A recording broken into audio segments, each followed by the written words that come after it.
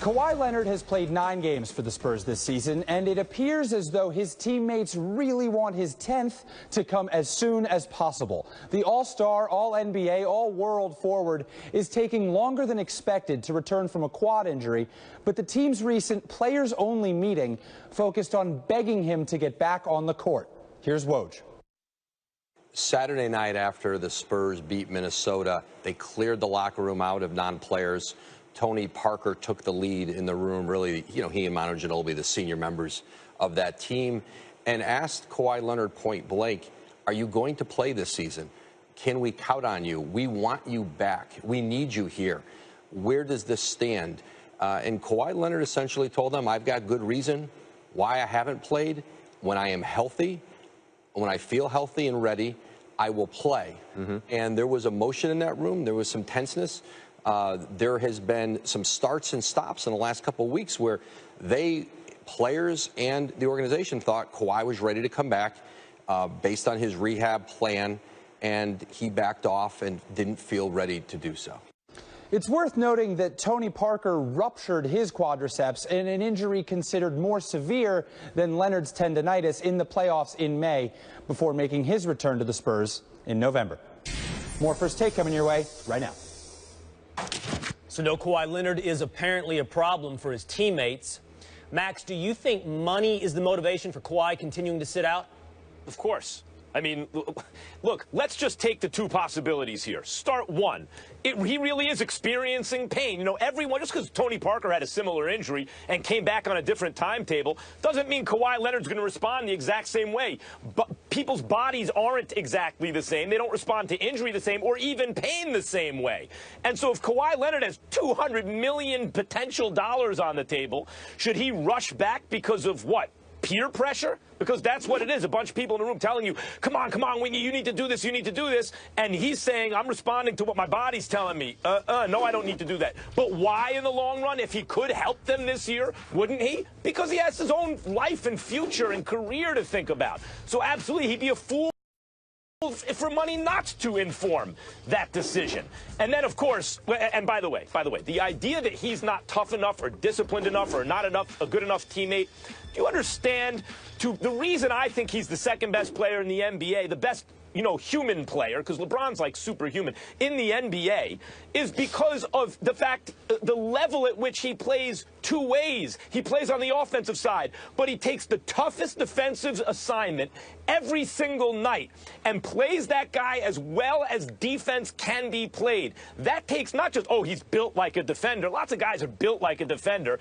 It takes an incredible amount of toughness and mental discipline to make yourself do that all the time on every possession. I wouldn't question Kawhi Leonard's toughness or his sense of being a good teammate or anything like that. So I would look at the injury and how he's responding to it and the fact that he even has to stand up to his teammates, which must be very difficult, to protect his future. And by the way, if you are his teammates, I understand the culture of the Spurs is very important, and that win-now mentality is what kept them going, and I wouldn't question Popovich's, the culture and the tone that he sets.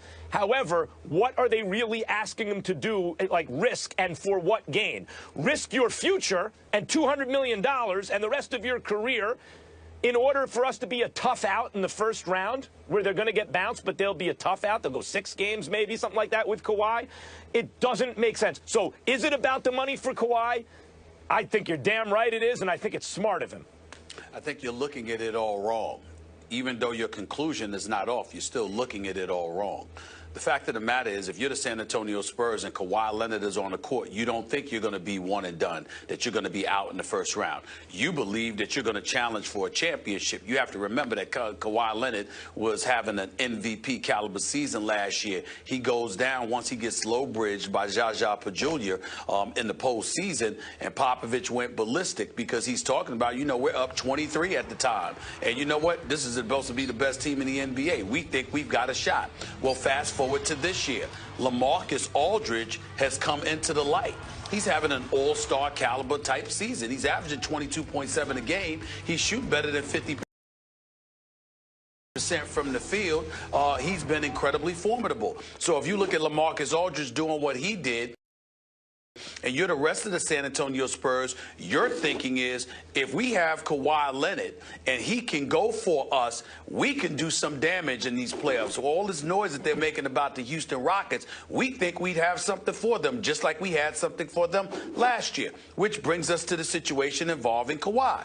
When they're looking at Kawhi right now, I think the part that you're missing most, Max, is that even though it's obvious that it's about him protecting himself and his future from a monetary perspective, you got guys obviously inside that Spurs locker room who have some questions as to the legitimacy of his injury. There's no reason to have a team meeting, a players-only meeting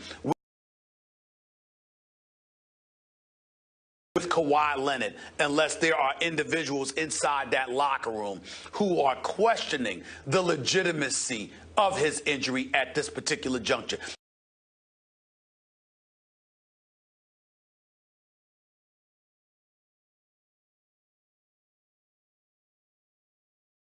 Against him in practice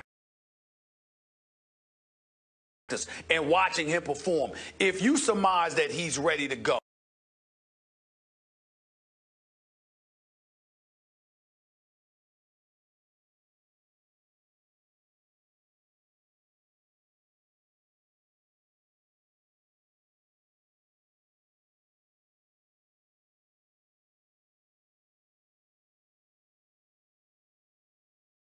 that's what's going on. I want to respond to that, Will. I want to respond to that. But they're not inside his body, number one. They don't know what it is. That's number one. Number two is, let's take the case that, in fact, they're right, that they have legitimate concerns because his uncle's steering the ship and he wants Kawhi out of San Antonio because partly his sneaker deal is way under what it should be for a guy of Kawhi Leonard's ability. And listen, he's a finals MVP. He's a champion by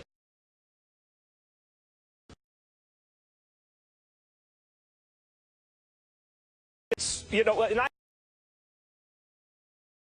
even about the contract, because of the platform he has to kind of broadcast his brand. Now, I would argue that in many respects, Kawhi Leonard is like the Tom Brady of the NBA in the sense that as great as he is, he benefits. He's better than he would have been because he has the best coach. Max, it's like Tom Brady. So it would be a mistake for Kawhi to leave. But maybe that's not the way he sees it or his camp sees it right now. Max, you talk about his teammates not being inside of his body, but with all due respect, neither are you. And you're kind of taking Kawhi's side against the entire weight of evidence. On the injury front, and I think we all agree, it doesn't really sound like it's an injury. You've got the organization, the medical staff, the coach, and the teammates who all seem to think Kawhi's ready to play. On the money side, I had Ryan Hollins on the Will Cain show yesterday. He said, guys have learned a lesson from Isaiah Thomas. He's got 200 million reasons this summer not to get back on the court. But his teammates don't read it that way, Max. So it seems to me your debate, Kawhi's debate, is with the Spurs, with his teammates. Because right now it looks like he's quitting on his team. No, well, that's what it looks like, but you're saying the evidence is on the other side. I'm saying the only true way to know is if you're Kawhi Leonard. So what it really comes down to is, do you take Kawhi's word for it, yes or no? And I prefer to give people the benefit of the doubt. On the other hand, you're pointing to circumstantial evidence that suggests maybe it's, more than about the injury. I get that. I am addressing that, too. It would still be about the money in either case. Whether it's because, from their point of view, they think there's more money to be made outside of San Antonio, endorsements, etc., or whether it's because he's protecting himself because he truly is hurt and he wants his $200 million. He doesn't want to compromise that. Well, Max, right now, I don't know whether to call you Captain Obvious for talking about this, it's about the money, or calling you Fred Astaire because you're dancing all over the place. The reality of the situation, well, right about what? Because you mentioned about everything. 5 damn points. Right about that. What are you talking about? The point that I'm trying to make. Is money the motivation? The answer is yes. What do you say? And I said to you, the money is always the motivation. But I said you're missing the point. The point is that you got players that are literally questioning the legitimacy of his injury. And then when you bring up money, Max, last time I checked, he's getting paid $18 million this year. He's under contract next year for $20 million. he played 9 games. So if you're a player on the San Antonio Spurs, and I'm not here to cast any aspersions on Kawhi Leonard because I don't know his status. If he says he's injured, I'm going to give the benefit of the doubt. But I'm also going to recognize that if the players-only meeting has been called, why are you calling a players-only meeting with 10 games left in the season, asking this brother when he's coming back, unless you don't believe that he is as injured as he says he is? That's not something that can be ignored, because the Spurs organization, the players I'm talking about here, they're not known for doing something like that. That's not what they do. I know you're not calling me Captain Obvious and then making that point. Duh, of course they think that, or they wouldn't call the players-only meeting. Right. What do they think? They're yelling at his body? Heal faster. No. Of course they think he can come back. That's how you come across? They don't believe him, Stephen A., or they're not okay with that reason. Either way, he needs to be back on the court. That's the message that's being sent. Yeah, if his body is healthy, he should be playing, obviously. Right. If it's not, then he's showing courage by standing up to enormous peer pressure. All right, we got to run. Still to come, Johnny Football. He's back on the field and says he's ready to go. Do the guys believe he's changed his ways? And don't forget to tune into the show on Tuesday. We're going to have Ronda Rousey in the house to tell us all about her new WWE career and her upcoming fight against Triple H and Stephanie McMahon.